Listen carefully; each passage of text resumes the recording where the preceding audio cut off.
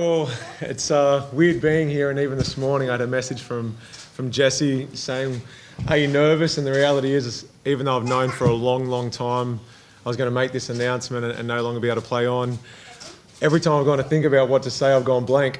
And sitting up here, it's kind of no different. You know, how do you articulate or truly thank everyone that's made a dream a reality? And, you know, yes, I'm calling quits on my time in the NBL, and it breaks my heart to have to do so, but I know it's the right decision.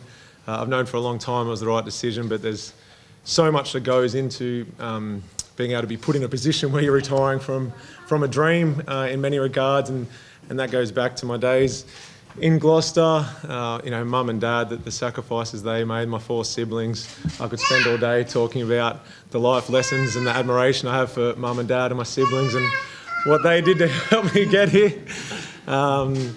And now to be a father myself, there's no way I won't do anything but to try and help my kids achieve it, but it doesn't take anything away from what mum and dad did. Just an absolute inspiration and the reason I love being a parent and trying to strive to be as good as they are. You know, Gloucester means a lot to me, and that's where it all started, but there's been a lot of ups and downs along the way. But basketball was something I did because I enjoyed it. I made friends out of it. I enjoyed the competitive nature of it, and I never expected it to be a vessel to go travel, to live in different places, to meet new people, and to end up calling Perth home, meet my wife here, have 2 daughters, and fall in love with the city, the place, the Red Army, the club. And I feel bad because I know there's going to be people I miss out on, and I don't want to be too general with it, but the reality is it's a huge thank you that everyone I've met along the way. You know, it's one thing to achieve something, it's those that you achieve it with that make it all that more meaningful, and that includes not just the players on the court, not just the current coaching staff, the support staff, the club. It includes the Red Army, it includes your immediate family, it includes those people from Gloucester, and then the move to Canberra, and then the move to Los Angeles, and then Sydney, and then to end up here in Perth. And all along the way, they've helped me in some regard. And whether it was someone who backed me when I didn't back myself, or whether it was someone who doubted me and I went out of my way to try and prove them wrong, they've all had an input and an impact on my life and the achievements, I guess, along the way. But I had a message today when I was completely blank, and it was fitting that I heard from 2 of my former assistant coaches and mates in Scott Roth and Matty Nielsen. And Matty's, you know, a former teammate, 3-time Olympian, and he just messaged me and said, look, when I retired, there was 3 questions I asked, and anyone who knows Nelly, this is how he talks. He was, did I give it a red hot crack?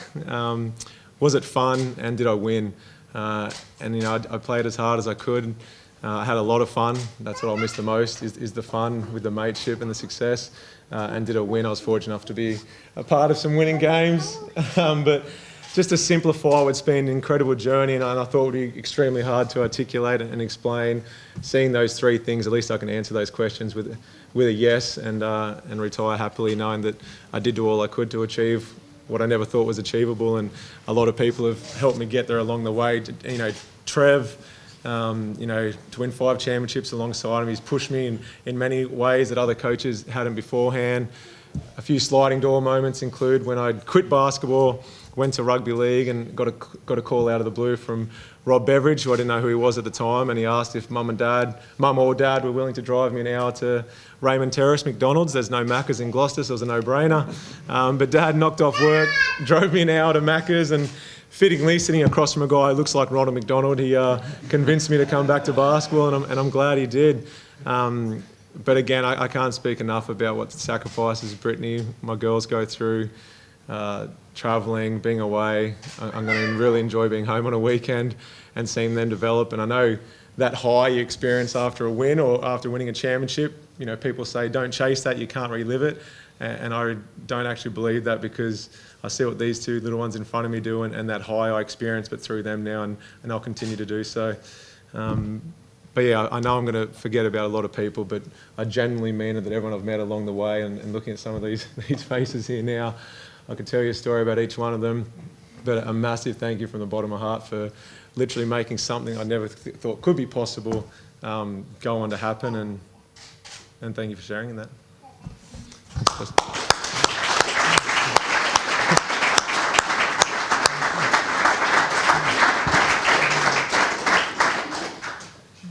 Well, I'll jump in and say it's been a pleasure to coach you, Damo. It's a sad day in one way that he doesn't get to wear the red jersey anymore, and but also a happy occasion that he's had a brilliant career, and the effort that he's shown, he should be proud of. And I know Perth and Basketball Australia are very proud to have Damian Martin playing the NBL for a number of years. He's one of the toughest, well, let me clarify that, he's the toughest guy I've ever coached. Just to see how he puts everything into the team first. We have some values here at the Wildcats, and relentless, that's how he plays. He's inspirational how he plays on the court. His mateship and brotherhood is first class, second to none out there, and we're never ever going to be able to replace him, but he's going to go down in history as one of the best defenders in the history in Australian basketball, and it's a pleasure to have 7 years alongside you, mate, and I know the next 7 years are going to be a great part of your life, so congratulations, mate. Thanks, a great year. Cheers.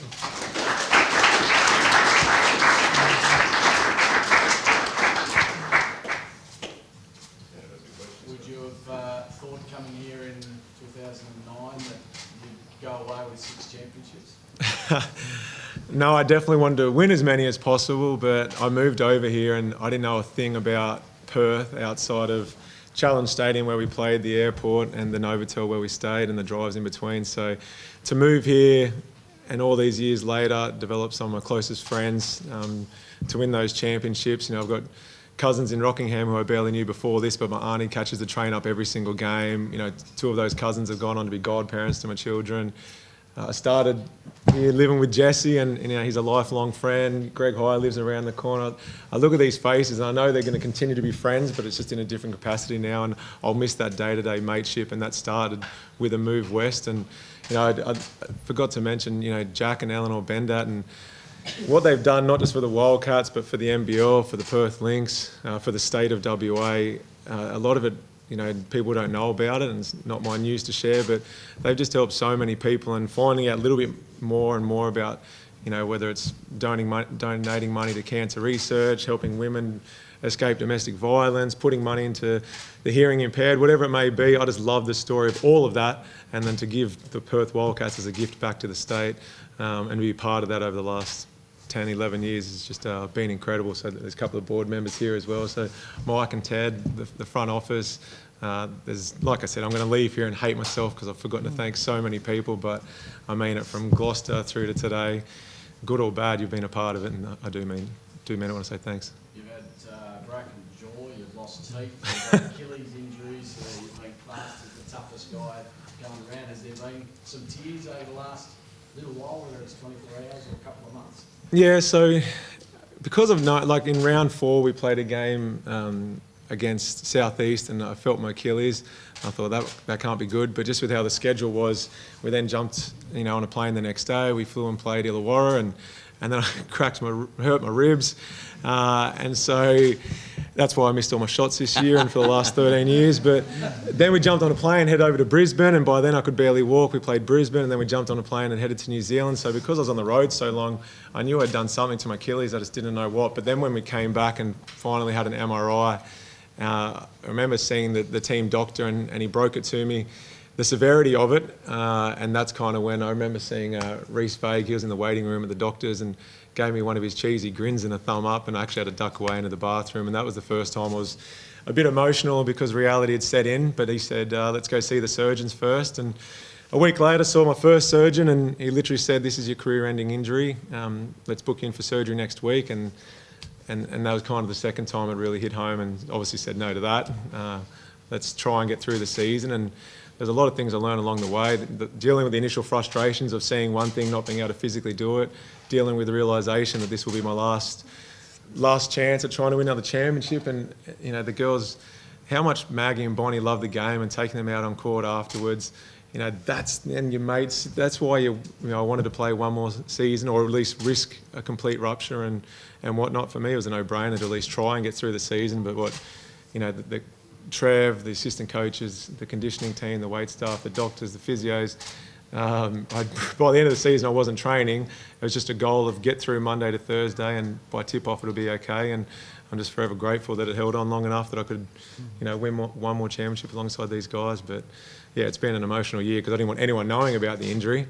Because if I was an opposition player, I'd just be going straight at that leg. But the reality is I was just lucky it held on for long enough. What do you think your greatest qualities were as a player?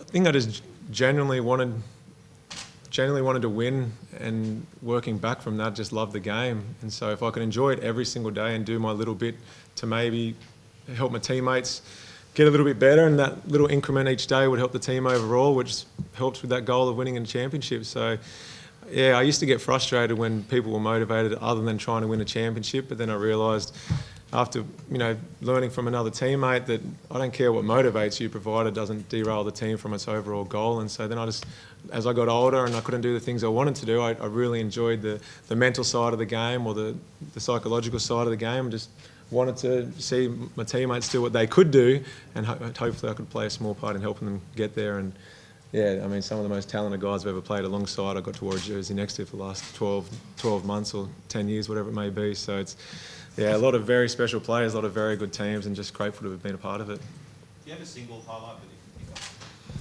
Yeah, actually we're just up in the Pilbara with some of the boys, and I got asked this question at a Q&A, and the championships are amazing. There's no taking away from that moment that the siren sounds, you embrace your teammates, you embrace your coaches, you go and collect the trophy. But what has been the most meaningful thing to me along the way was that when I got cut from the London Olympics, that was a real low point of my life, not just from a basketball perspective, but how it affected me off the court. But then, and to be honest, at the time, all I could think of was I was a disappointment. I was a failure to mum and dad and all the sacrifices they'd made, my siblings, the sacrifices they'd made. Even though my girlfriend, Brittany, was a girlfriend at the time, even though none of them ever made me feel that way. And then 4 years later, when it got announced I'd made the team, when I sat across from Luke Longley, Andre Lamanis and Trev, and Andre told me I was in, that at that moment was the best moment of my life. But then I left the room and I called Britt on FaceTime, and hearing her reaction, seeing her reaction, that became the best moment of my life. And to be honest, the only thing that topped it was when I got to call mum and dad, and everything that happened in between those 4 years, hearing mum and dad's reaction, seeing it, that was the best moment of my life, and that's what sport brought me. And then the Olympics, I'll never forget. It was a dream come true, but yeah, that specific moment is special to me. Trev, he seems to be Mr. Perfect. Has he got a fault? Oh, there's plenty. It's always, the marvellous that, one of the most courageous things I've seen coming back from that broken jaw. I think 3 weeks later he's back on the court playing when he was written off for 3 months. And going on the court, he forget to put his mouth guard in.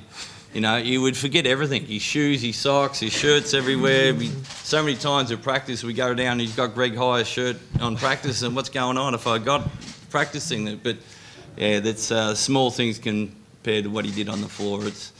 It's a credit to him to get the most out of himself, and he's been a great teammate for many, many years, and a great guy, and I hope he's happy today. There'll be players that will score more points, get more rebounds, but is he the greatest Wildcat? Oh, that's a big comment. It's the greatest. Is Bryce here? He's without question the most tenacitous guy that I've ever seen play the game. He doesn't take a backward step. It doesn't matter anything. Dislocated finger, pop it back in, let me go back out there. Play what he went through this year, just to hang out the year when the obvious choice is go and get his body fixed up and get surgery, and he's ruled out for the year. Is not, and the pain he goes through every morning that he wakes up and has to play the next day. Those things that people don't see, and have that as a teammate. It's so inspirational to play alongside him and to coach him. Damo, is there any ongoing injury concerns later in life? You draw your Achilles. Do you have to get basically touched up? My bottom teeth are hanging on by a thread, so I'll eventually have to get some fake teeth. I mean, that finger shouldn't be able to do that.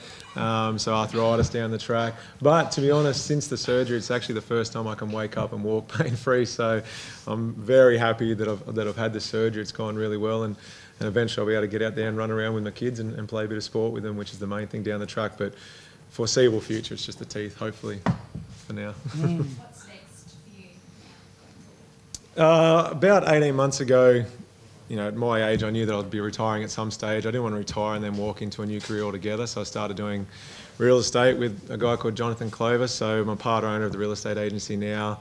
And then there's the charity I mentioned while we were up in the Pilbara recently. A friend of mine, Fiona White-Hartig, she does a lot of work, and I'll start working with the foundation as well. And then I've managed to get myself involved with a sports drinks company called Everlast, and all I can do is think of Jesse when I'm about to say this is my corny face is going to be on the drinks, and he just must be thinking the label better be big enough to get my ears on there as well. So I'll be involved in a few little things, and then seeing some of the faces out there, I'm lucky enough to continue working on radio, especially alongside some of these guys. So I'm looking forward to that. Do you want to stay in basketball, like coaching or anything like that? Yeah, definitely. I love it. One thing I've learned is I don't want to be a head coach. You win a game, they credit the players. You lose and they blame the coach.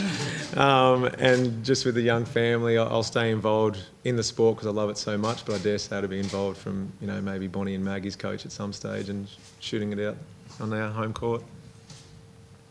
Trevor, Damian's going to leave a pretty big hole. How do you go about it?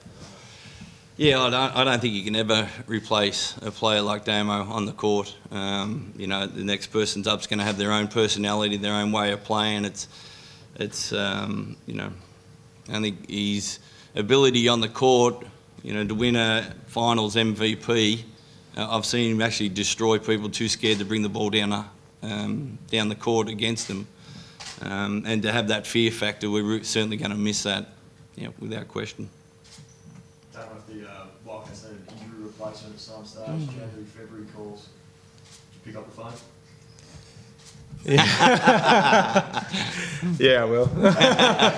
I'll pick up, but it doesn't mean I'll be in the shape to do it. Yeah. But no, I'd be lying if I said that I wouldn't be interested. But we got, I don't know who the young guys are we signed, but if Taylor Britt comes back, he's more than ready. Nordo is a starter on any team. He's more than ready. We got Bryce, LT, Wani. So we've got plenty of depth, but if it calls, I'll pick up. Have you got a toughest opponent before we? Yeah. Well, if I take away, some of the guys with the Boomers, but if I'm talking purely NBL, then yeah, I hate saying it, but yeah, Bryce is the best I've played alongside, and on a daily basis, the best I've played against. So he's pretty good. It's good to have him back. And, hell of a talent, but no, he's the best I've played against or alongside here at the Wildcats.